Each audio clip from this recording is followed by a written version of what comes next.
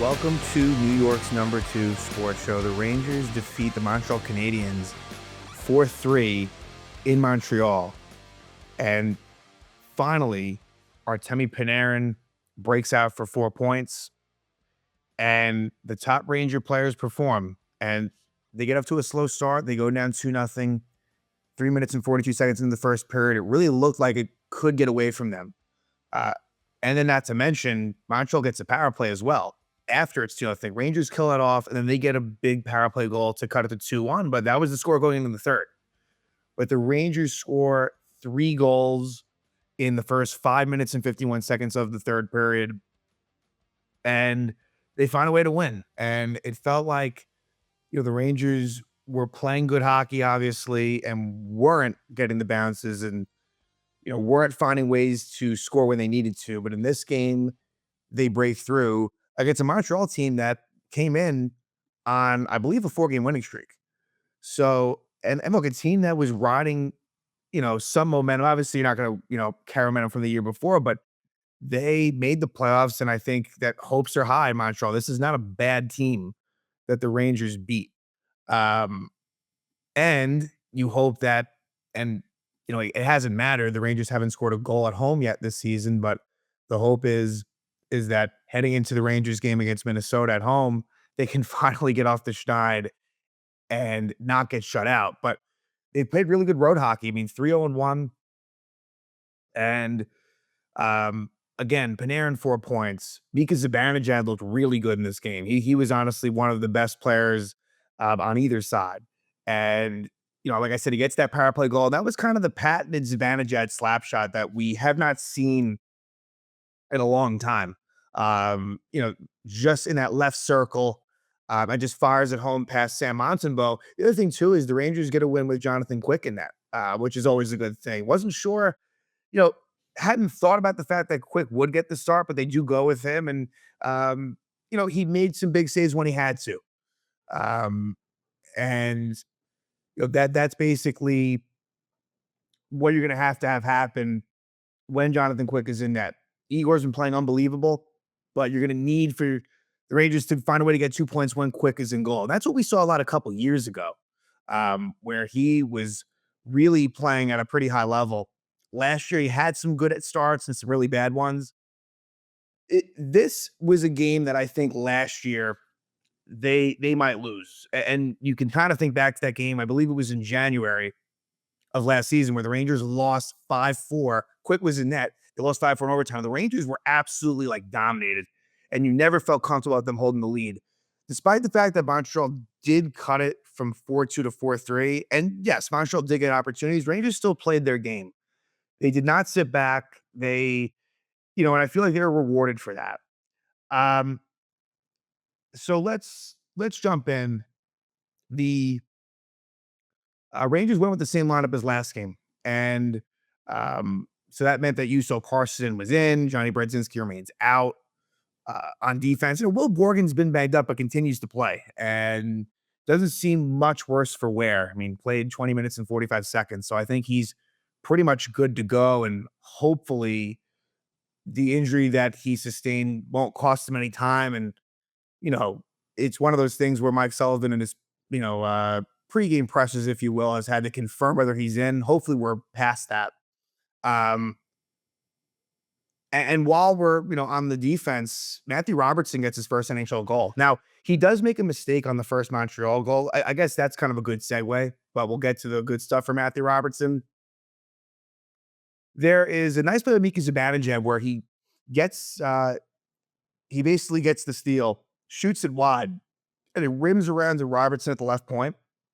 And puck hops over a stick, 2-on-1, and Cole Caulfield finds Uri Slafkovsky for a goal. So Slafkovsky gets his second goal of the season from Caulfield at 1:33 in. Not really much that Jonathan Wick could do. Will Borgen was the only guy back, and there you go. Then at 2:11, Urho Vakanainen hooks Oliver Kapanen. And Vakanainen, to me at this point, it's when Carson Soucy comes back, and it honestly looks like Soucy will return sooner than I thought. maybe even as early as the Minnesota game. I think it's possible. Like he'll at least be eligible to come off VIR at that point, I believe. Um, I'm almost certain that Urho Vakanainen is going to be the one that's going to be out of the lineup. Now, what would they do in that situation? Because Robertson's mostly played with Borg. Like, it's an interesting thing because Robertson took Susie's spot. So I don't know whether they'll leave Robertson with Borgen and have Susie with Schneider or have it be back to Susie Borgen and then Robertson with Schneider. If it were me, honestly, I think my preference would be to leave Robertson with Borgen and have it be Susie with Schneider. That'd be my preference. But anyway, Vakanainen takes that penalty and Montreal takes advantage of it. They get a power play goal. Nick Suzuki scores his first goal of the year from Demidov and Gallagher. And this was a really nice passing play. However, the Rangers were a little bit aggressive on the pursuit. And then Jonathan Quick as well. Quick was very out of position. And that's one of my gripes with Quick. Like at this stage of his career is that you do find sometimes that he is, like I said, out of position. And it's one of those things where while it was a really nice passing play, it ends up looking like an easy goal. But really, I think that if him and some of the defensemen were more committed to just staying where they had been and not again being over aggressive. I don't know that happens. But anyway, Montreal makes it 2-0. But like I had alluded to before, really big kill by the Rangers. Connor Sherry slashes Demidov at 650 and they kill it off. Like that becomes 3-0 Montreal. You can't feel good about things about the Rangers coming back, but they do get the penalty kill. And then at 11:56, it's Mika Zibanejad scoring a second goal of the season from Fox and Panarin. Um, this was needed. I've talked about the power play struggles. Tonight it was really good. I mean, it was 1 for 2, but really it was actually 2 for 2. We'll talk about like a goal later on that essentially was a power play goal, but at this point in time during the Zibanejad goal, not that it matters much to the goal, but Will Cooley was on. JT Miller had gone to the bench. Um, but yeah, just easy passing and Zibanejad with just a great shot over the left shoulder of Montembeault. It was kind of a blast from the past for Mika. And it's good because look, like despite the bad play in overtime against Toronto, and as much as the results have been there, really like Zibanejad, just eye test wise, has looked pretty good. Now, where are standards for him? That's another story completely. But just objectively, I like how his game has looked. And that makes it 2-1. And that would be your score at the end of one. And look, as much as there was a lot of goals, like there weren't a crazy amount of chances on both sides. It wasn't like because we've seen some of these games in Montreal where it's just like chances galore. I didn't feel like that was the case there.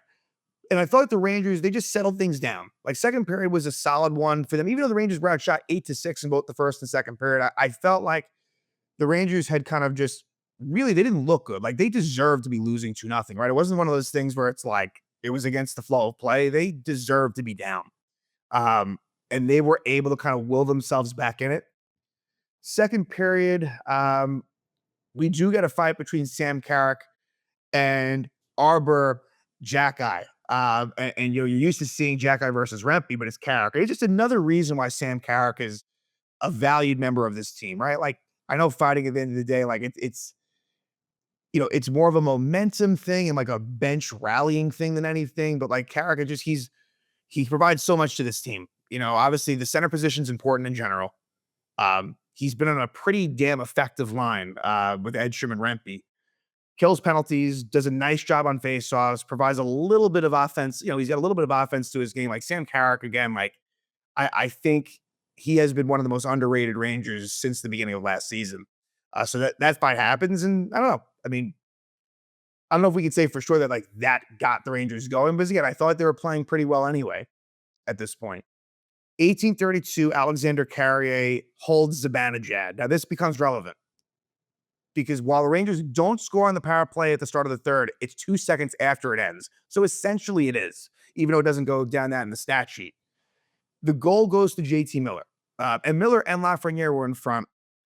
A shot by Adam Fox at the point, and then Artemi Panarin gets another assist. Now, at this point, 2 points for Fox, 2 points for Panarin, and JT Miller gets the deflection in front.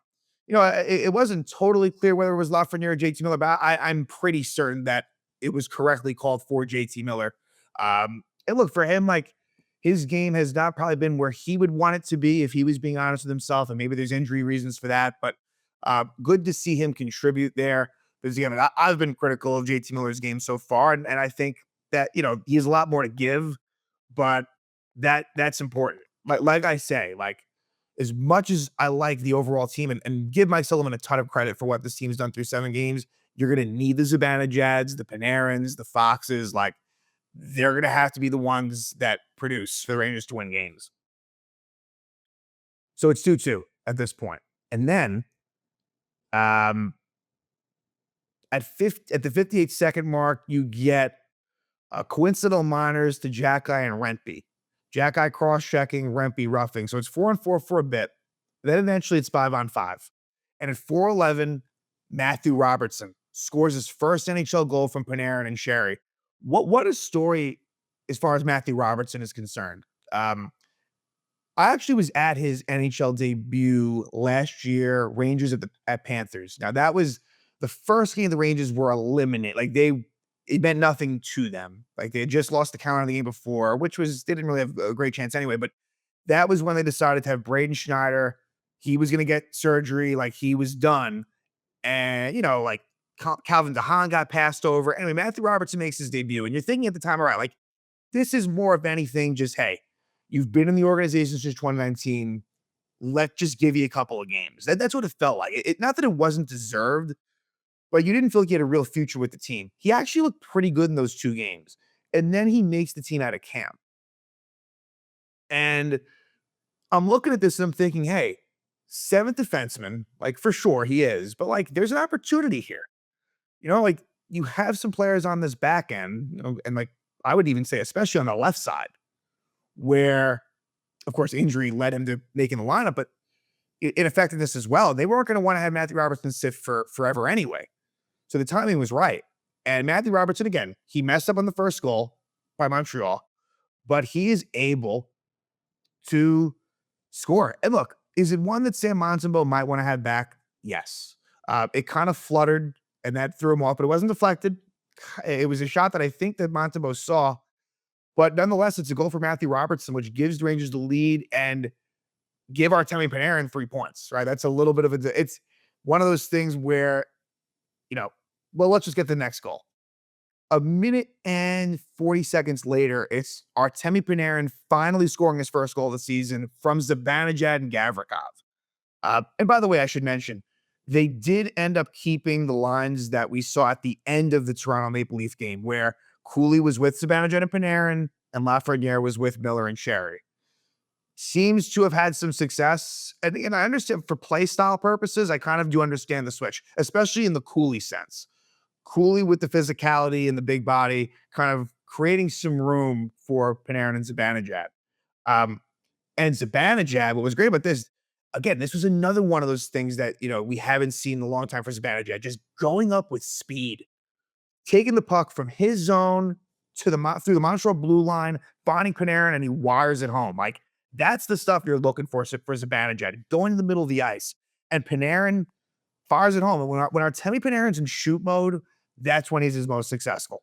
No question about it. And so Artemi Panarin, it's a 4-point night. And how many times have we seen that from Panarin over the years where it's like, whoa, like 3-point night, no problem.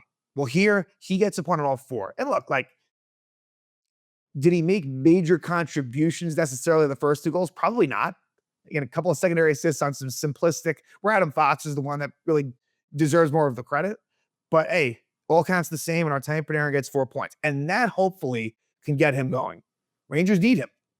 Like, there's no way that this team is going to go far in the regular season without Panarin being a prime producer for this team. So 4-2 Rangers, and that was big, right? To give them the 2-0 lead, because Montreal, they would score a goal. 2.5 minutes later or so, it's Noah Dobson. The former Islander gets his first goal as a HAB from Struble and Anderson. So there was a lot of traffic in front. This was against the lava line. So, not a great night when you just consider that, I guess. Not really a fair assessment, but, they did score a goal against Toronto. But this was one where Dobson gets the puck at the right point. moves in a bit, takes a shot, and again, just Brandon Gallagher in front. There was traffic. Josh Anderson wasn't too far away, and ultimately, um, the Canadiens cut it to 4-3. At 16:55, you actually get matching roughing minors to Alex Newhook and Vladislav Gavrikov. And I thought Gavrikov had a better game too.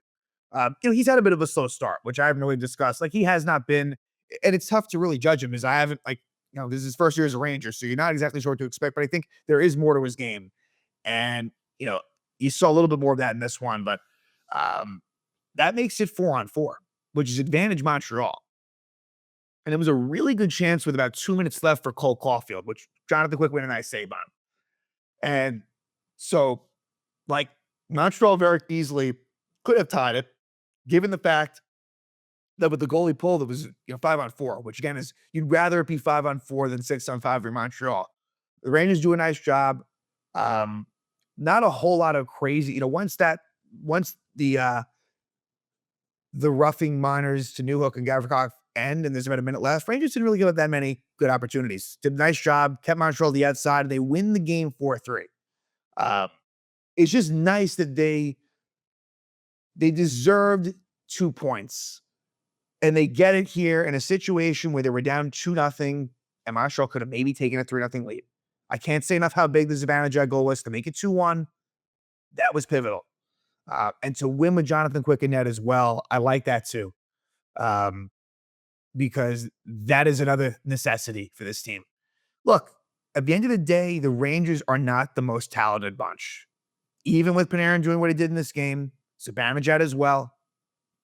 It's not like it has no talent, but they're going to have to win on structure. They're going to have to win on really having defense lead the offense. Again, the power play, that to me is something that is going to have to get better. It can, but that is going to have to be something that the Rangers will need. Because as much as maybe they'll be solid from a 5-on-5 goal prevention standpoint, goal scoring in that neighborhood, I still believe will probably be somewhat of an issue for this team, even if they do control territorial play. Now, when Vincent Trocheck comes back, whenever that is, that'll help things, definitely. But all in all, good signs here. And Rangers' record is now 3-3-1, and they will head home to take on the Minnesota Wild. But the big story here, it's getting right back into the fact that they have not scored a goal at home in 3 games. And if they don't score in the first 7 minutes and 18 seconds, then that streak held by the Pittsburgh Pirates from 1920, 1929, like that will go away. That'll be the Ranger record. They were the first team the Rangers to not score a home goal for the first 3 games of a season, but they don't have right now the record for the amount of time. But there's a good chance that will happen. Even if the Rangers do score multiple goals in the game, like it's only, again, 7+ minutes. And again, it's not a huge deal at this point. Like it is what it is, but Minnesota hasn't been playing that well, and they're dealing with some injuries. They're 2-3-1, but Minnesota's like, that is, when all is said and done, like that's a likely playoff team in the Western Conference. And so it won't be easy. The Rangers have had their success against Minnesota. I mean, last year, while it wasn't pretty, they did win a couple of games against Minnesota towards the end of the season when the Rangers needed wins and really weren't playing that well. They did find ways to win. You'll have Igor in net, certainly. And you want to see some home success. I mean, obviously, a goal is a start, but that is going to be very crucial because as much as the Rangers played well on the road, it's not going to last to this extent. So the Rangers will take on Minnesota for what will be the start of a 2-game homestand, if you will, where they will then take on the San Jose Sharks. And look, San Jose, they are still one of the worst teams in the league. So if you can beat Minnesota, and look, there are no layups in this league. There are not. But if you can beat Minnesota, hey, then all of a sudden, hey, maybe you're looking at a 3-game winning streak or like a 4-game point streak if you date back to Toronto. So things can turn rather quickly here in the win column, but won't be easy against Minnesota. They are coming off of a overtime loss at Philadelphia. So they'll be hungry, looking to get back on the winning side of things. But Good win for the Rangers again, down 2-0, down going into the third again, and scoring those 3 goals early. You get Matthew Robertson's first NHL goal. You get Mika Zibanejad looking really good with a goal and an assist, and Artemi Panarin, 4 points, gets what ends up being the game-winning goal, that 4th goal, and they walk out of there with a victory. So, Rangers 3-1, and now they will look to score their first goal at Madison Square Garden this season, as they will take on the Minnesota Wild Monday night.